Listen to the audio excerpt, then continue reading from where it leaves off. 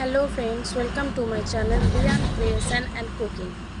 তো আজকে আমি তোমাদের সাথে এমন একটা রেসিপি শেয়ার করতে চলেছি যেটা হয়তো তোমরা প্রথমে কোনো দিন দেখোইনি বা খাওনি। ঠিক আছে, এভাবে এটা করে খাবে, দেখবে খুবই সুস্বাদু হয়। ঠিক আছে, কি করতে হবে? এটা হচ্ছে পেথা শাক। তো এটাকে আমরা আজকে ভর্তা করব। ঠিক আছে, এবার সেটা দেখতে হলে তোমাদেরকে কন্টিনিউয়াসলি এটা দেখতে হবে, স্কিপ না করে। ঠিক আছে, তো থাকো, আমি তোমাদের সাথে শেয়ার করছি রেসিপিটা।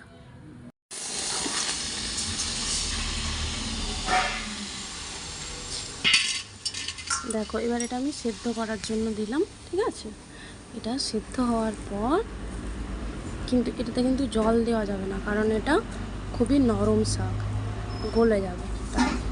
ঠিক আছে, অল্প শুধুমাত্র নুন ছাড়া আর কিচ্ছু দেওয়া যাবে না। দেখুন, আমি কিন্তু একটুও জল দিইনি, কিন্তু কতটা জল বেরিয়ে গেছে এটা থেকে। এবার এরপরও যদি জল দিতাম আমি, তাহলে কিন্তু পুরো শাকটা গলে যেত। শাকটা সেদ্ধ হয়ে যাওয়ার পর একটু ঠান্ডা করে নিতে হবে। ঠিক আছে, তারপরে অন্য একটা থালায় ঢেলে নিয়েছি আমি। এরপর কাঁচা পেঁয়াজ এবং কাঁচা লঙ্কা সরষের তেল দিয়ে ভালো করে এটাকে আমি চটকে নেব।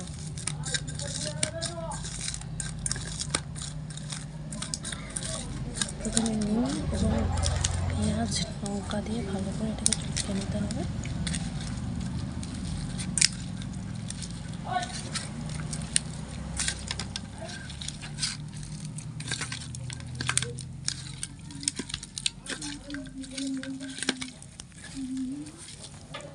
এবার আমাদের শাক ভর্তা ready to serve. Thank you.